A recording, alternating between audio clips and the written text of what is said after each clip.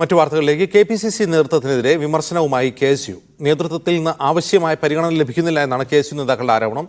AICC general secretary Deepa Das Munshi വിളിച്ച KSU യോഗത്തിലാണ് പരാതിയും വിമർശനവും ഉയർന്നത്.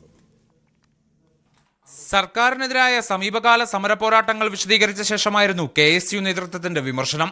അടുത്ത കാലത്ത് നവകേരള സദസ്സിനിടെ മുഖ്യമന്ത്രിക്കെതിരെ കരിങ്കൊടി കാണിക്കുകയും സമരം നയിക്കുകയും ചെയ്ത കെ.എസ്.യു പ്രവർത്തകർക്കെതിരെ പോലീസ് കേസെടുത്തു. പലരും അറസ്റ്റിലായി. എന്നാൽ ആവശ്യത്തിന് നിയമസഹായം ഇവർക്ക് നൽകാൻ കെ.പി.സി.സി നേതൃത്വം തയ്യാറാകുന്നില്ല. പലപ്പോഴും ജാമ്യത്തുക കെട്ടിവെക്കാൻ പോലും കഴിയുന്നില്ല. അതിനാൽ ജാമ്യം ലഭിച്ചാൽ പോലും പുറത്തിറങ്ങാൻ വൈകുന്നു.